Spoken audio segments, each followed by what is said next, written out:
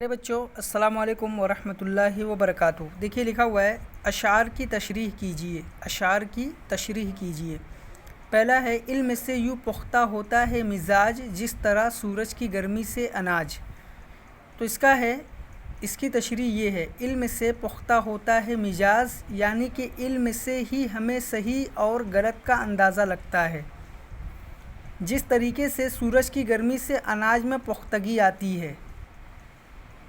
علم سے پختہ ہوتا ہے مزاج، یعنی کہ علم ہی سے ہمیں صحیح و غلط کا اندازہ لگتا ہے، جس طرح سے سورج کی گرمی سے اناج میں پختگی آتی ہے۔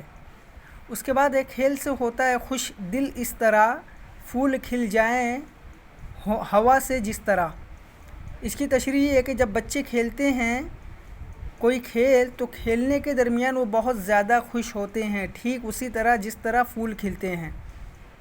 جب بچے کھیلتے ہیں تو کھیلنے کے درمیان وہ بہت زیادہ خوش ہوتے ہیں، ٹھیک اسی طرح جس طرح پھول کھلتے ہیں۔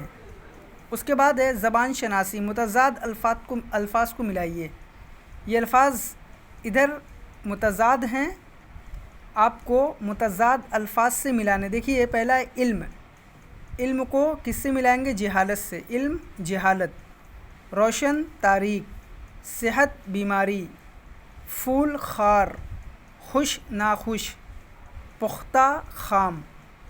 علم جہالت، روشن تاریک، صحت بیمار، پھول خار، خوش ناخوش، پختہ خام۔ پھر اس کے بعد ہے مذکر اور مؤنث الگ الگ کیجیے۔ یہ الفاظ دیے گئے ہیں، آپ کو ان میں جو مذکر ہے اس کو مذکر کے کھانے میں، اور جو مؤنث ہے اس کو مؤنث کے کھانے میں۔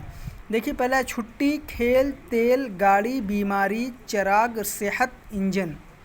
تو ان میں مذکر میں ہے کھیل، تیل، چراغ، انجن۔ ان کو مذکر کے کھانے میں لکھنا ہے، یہ مذکر ہیں۔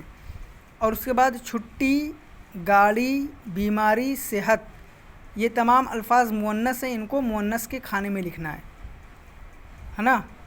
پہلے والے میں آپ کو اشعار کی تشریح کرنی ہے، دوسرے میں متضاد الفاظ سے ملانے ہیں، اور تیسرے میں مذکر اور مؤنث الگ الگ کر کے لکھنے ہیں۔ آپ ان تینوں ایکسرسائز کو بک میں کریے اور فوٹو کلک کر کے ہمیں سینڈ کریے۔